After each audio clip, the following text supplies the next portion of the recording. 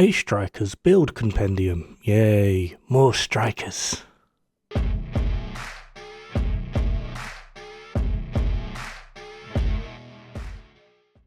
So yeah, obviously more strikers. However, there are actually some new people coming to the game, so I wanted to get this out there for a variety of different reasons, and I'm going to be doing this in a way of suggesting them sort of like tiered. So I'm going to do like casual, advanced, and then like meta kind of builds. The meta ones we've probably all seen, well, maybe not all, but we've seen a fair few times already, especially recently, considering there's like a new best in slot way to run strikers. And before we actually get started with this, I need to give a huge shout out to Atx Metal, because he is the literal inspiration for this video, as well as the entire inspiration for all of the casual-esque builds and some of the sort of advanced style of builds. So just in case you don't know, Atx Metal is a streamer. You can find him over at twitch.tv atxmetal_TV. And yeah, go say hi. Absolutely great guy. He is always down to help out, especially when it comes to like raids, countdowns, incursions, whatnot. However, like I said, he was the inspiration for all of these casual style builds. So we're going to be starting off with his personal build that he likes to run around with in the open world, and it allows him to basically do what he needs to do. No fuss, no stress, take his time, chill, relax, and engage with his stream. We have 3-piece strikers, 2-piece Brazos, one of which is the Picaros holster, and the Ninja Bite backpack. This offers 2 blue cores, 95% weapon damage. He has his spec for 50% crit chance, which is what I've got here as well, just to be true to how he has his build. I would recommend going for 56 if you could. It's just slightly more on DPS, but not by much. However, the perks of this build quite simply are the fact that you have a armor core, a skill tier, and then you get another skill tier from running 2-piece Brazos, and then a 50% increase in magazine size where he runs the Lexington. This is quite useful in that regard, simply because he is going to be quite lower on the DPS side, simply because this build isn't just for DPS. It's for him to just casually run around, like I said, and just engage with his stream while he runs around, shoots stuff, and looks damn good doing it. Next up, using the previous build as inspiration, I decided to go with, rather than 2-piece Brazos, Uzina and Bellstone. Just to keep a direct comparison, I've spec'd this one for 50% critical hit chance as well. We are actually getting slightly more in weapon damage here because I've got a unicorn in, but again, if you want to put like another blue core in, that's fine. However, I wouldn't recommend it. I would say it's going to be worthwhile to grind out that unicorn chest, whether you want to have that be Uzina or Bellstone, entirely up to you. And the reason for this is 1-piece Uzina is another 5% armor, which obviously not as much as an armor core, but it does help out. 2-piece Uzina is 10% armor on kill. 1-piece Bellstone is 1% armor regen, and then 2-piece Bellstone is another 10% armor on kill. If you're then running Gunner, you have 30% armor on kill. You won't really need to drop that much more in DPS because you really want to maximize that armor on kill. Up next, this one probably looks a little bit weird, but we've got Cheska for the chest, and then a Jarl piece. It's been a while since we've probably seen 1-piece Jarl just randomly slapped in somewhere, but I promise you this isn't actually randomly slapped in. This one actually comes out to 58% crit chance. There's not really a lot I can do about it. However, the reason we've gone for both Cheska and Jarl here is 2-piece Cheska is 8% crit chance and 20% hazard protection. 2-piece Jarl now 10% hazard protection and 10% weapon damage. This actually puts 2-piece Jarl kind of in line, maybe minus the skill tier, but it kind of puts it in line of running like 2-piece Brazos with Picaros holster, because you're still going to get the brand bonus of that 10% weapon damage, which is the exact same that Picaros would give. The benefit here is, combined with the watch, this is 40% hazard protection. Obviously, 40% isn't going to make you immune, but if you actually take into account the value of the percentages needed for some of them, it's going to make you about 50% less susceptible either to the damage or the duration of the status that you're getting hit by. So it very much can and, well, it will help out, just not completely.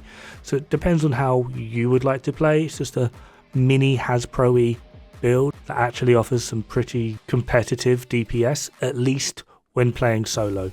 For these builds, I wouldn't really recommend taking them into multiplayer or going into legendary or even incursion. I believe even he says that when he has to do group play or something with a bit more spicy, he does opt out of these type of builds. They're mostly just for solo chill. And then the last one on this list, hopefully is pretty self-explanatory. We have a Providence piece and a Walker and Harris piece.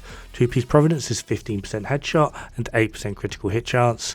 2-piece Walker and Harris is 5% weapon damage, 5% damage to armor. So we're getting more headshot, we're still getting a little bit of extra crit, and then we're getting a tiny bit more weapon damage at 5%, but we're also getting another 5% multiplier in damage to armor. Obviously this only applies to armor. And then obviously, because we're a math channel, we like spreadsheets. This is the difference in their DPS. They're in order. However, with the last two, Cheskagar and then Prov Walker, the largest difference that you're really going to be seeing here is honestly the crit chance that both Cheska give, and then obviously what 2-piece Providence gives. It's an extra 8% crit chance. So this just, yeah. Obviously, I could mess around with the mods and bring it down to 52 to give it a bit more of a fair comparison, but considering we're not running Coyotes here and these are going to be mostly solo builds, I feel getting as close to that 60% crit chance is going to be the fairest comparison. And that basically covers all of the more casual builds. Next, I'm going to be moving into sort of like the advanced area, which is a little bit of a step up. It's going to be less survivable. The survivability is mostly going to be coming from you trying to kill things as quick as possible, as well as obviously they will have a bit higher in DPS, which I will show now. So the previous build was Providence Walker Harris, and then the next build I'm going to be showing is going to be a Memento Strikers build. We lose 0.5% on headshot, but we gain nearly 4% on body shot, so there is an increase in DPS. Now the advanced builds basically all work the same, minus the first and the last, and the first one is obviously, like I just showed, Memento with a Cheska, Chest and Obliterate. Memento is doing some heavy lifting here, however a lot of the DPS is purely coming from Cheska. Memento is mostly there for the tier 2 shield as well as the armor regen. Next up we have a old classic which I've recommended so many times, 2-piece Spellstone, 1% armor regen, 10% armor on kill, pair this with Gunner, 20% armor on kill, and you have some absolutely awesome DPS that you can even take into multiplayer and still feel quite comfortable. Just in case you're not feeling that 1% armor regen, don't worry, just swap it out for Palisade and Cheska. Cheska's going to increase our DPS because we get an 8% more critical hit chance, and we're still going to be getting 10% armor on kill from Palisade. So this is near enough the exact same build, it's just a little bit higher in DPS than the previous one.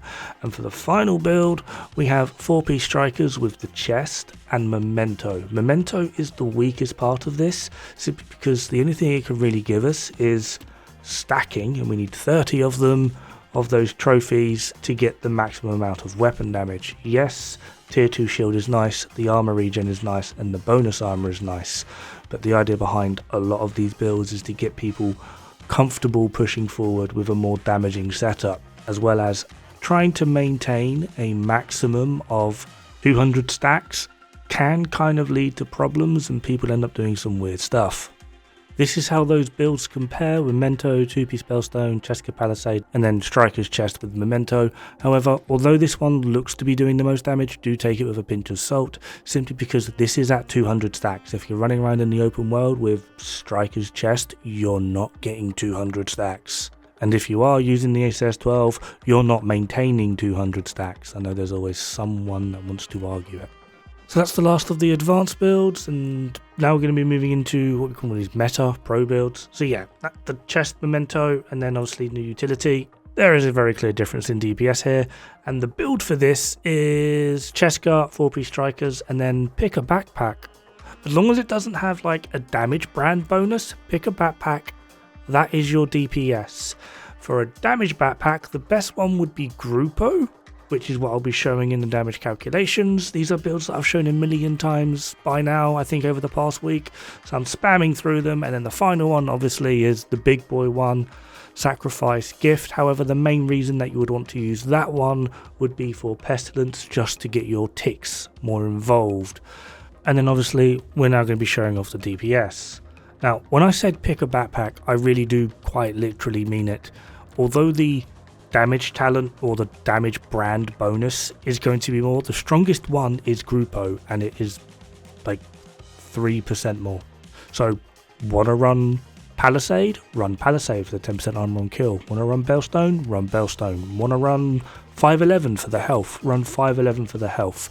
The main reason these builds are doing more is Glass Cannon with a damage talent backpack. So Vigilance or Unstoppable Force. Glass Cannon is preferable. However, if you still don't want to run Glass Cannon, you can run Obliterate. You drop 5% DPS. That's it, which still beats the previous section of the advanced builds, just not by as much. So Obliterate is still an option.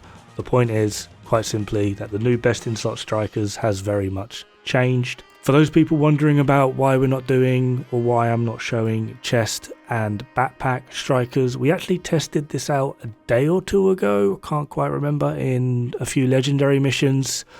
The full chest and backpack strikers, it certainly is more DPS, it just doesn't feel anywhere near as impactful anymore, and we basically all resorted to going back to 4P strikers, high-end backpack and chest, Glass Cannon, Vigilance or Unstoppable Force, and everything just felt so much better. It felt so much cleaner.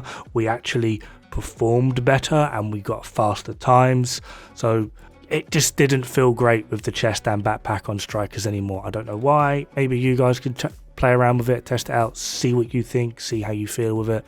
But yeah, anyway, that is going to do it for this video. Again, Atx Metal, thank you so much for letting me do this and sharing your build with me and inspiring me to actually do this video. It's been great talking to you over the past few weeks, and for those of you that still haven't gone over and checked him out, do it. However, like I said, that is it. Have fun, good luck, don't die. It's bad for the health.